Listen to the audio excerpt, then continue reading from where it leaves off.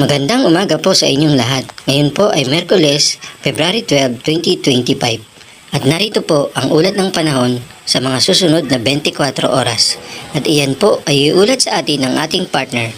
Pasok, partner!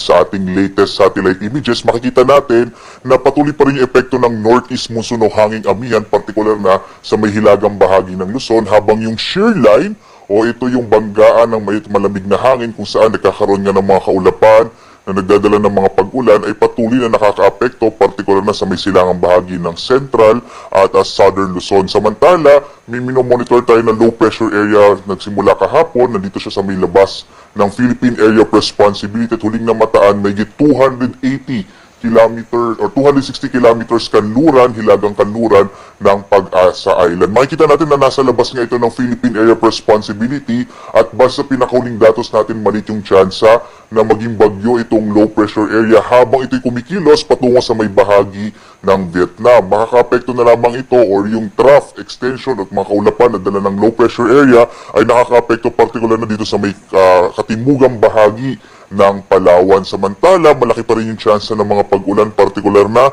sa may silangang bahagi ng Southern Luzon at Central Luzon dulot ng shear line, habang ang iba pang bahagi ng Luzon ay patuloy na makararanas ng mga isolated o pulong-pulong mahihinang pag-ulan. Dito naman sa Mindanao, makikita natin maraming kaulapan na dulot naman ng easterlies o yung hangin nagbumula sa karagatang Pasipiko, kaya medyo maulap ang kalangitan sa bahagi ng Mindanao na may mga kalat-kalat ng mga pag-ulan, pagkid at pagkulog.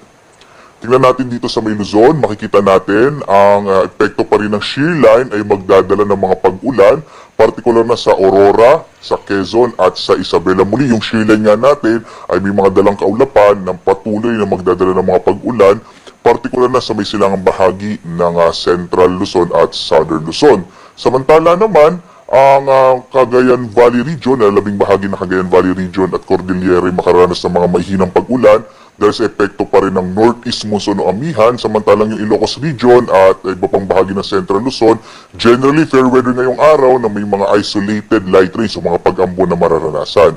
Samantala, sa Kamaynilaan at sa nalabing bahagi ng Southern Luzon, yung Calabarzon, Mimaropa at Bicol Region, makararanas naman ng isolated rain showers and thunderstorms. Significantly na mababawasan na po yung mga pag-ulan, partikular na sa bahagi ng Bicol Region ngayong araw. Agwat nga ng temperatura natin sa Lawag, 24 to 32 degrees Celsius. Sa Baguio, 15 to 24 degrees Celsius, habang sa Tuguegarao, 22 to 29 degrees Celsius. Sa Metro Manila, 24 to 31 degrees Celsius. Sa Tagaytay, 21 to 29 degrees Celsius, habang sa Legazpi, 24 to 31 degrees Celsius. Dumako tayo sa Palawan, Visayas at Mindanao. Dito nga sa Palawan, nabanggit ko kanina, may low pressure area sa labas ng Philippine Area of Responsibility at yung trough o extension nito ang nagdadala ng mga pag-ulan, partikular na sa katimugang bahagi ng Palawan. Pero posible naman by tomorrow ay mawabawasan na yung mga pag-ulan dito sa may southern part ng Palawan. Agwat ang temperature sa Calayan Islands, 24 to 30 degrees Celsius, habang sa Puerto Princesa, 24 to 30 degrees Celsius. Mga isolated rain showers and thunderstorms naman ang mararanasan sa malaking bahagi ng Visayas dulot ng easterlies at ang agwat ang temperatura natin sa Iloilo 25 to 31 degrees Celsius, sa Cebu 25 to 32 degrees Celsius, habang sa Tacloban 23 to 32 degrees Celsius. At dulot din ng easterlies, malaking bahagi, makikita po ninyo, malaking bahagi ng Mindanao ngayon ay magkakaroon ng maulap na kalangitan at malaki yung chance ng mga kalat-kalat ng mga pag-ulan, pagkidlat, pagkulog. Mag-ingat sa mga potensyal ng mga biglang pagbaha at pagguho ng lupa, dulot nga ng mga pag-ulan na epekto ng easterlies sa may bahagi ng Mindanao. Agwat ang temperatura ng Zamboanga, 24 to 33 degrees Celsius, sa Cagayan de Oro, 25 to 30 degrees Celsius, habang sa Davao, 25 to 33 degrees Celsius.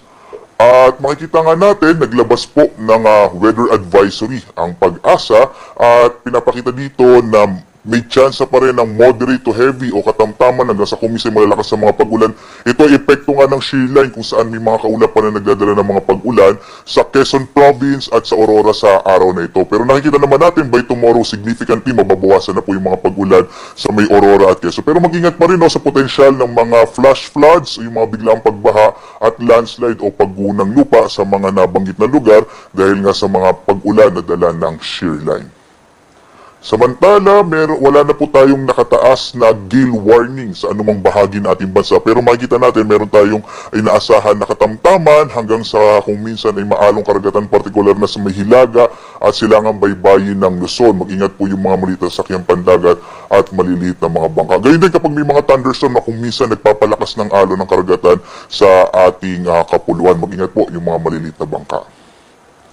At ang araw natin ay sisikat mamayang 6:21 na umaga tulubog, ganap na 5:59 ng gabi.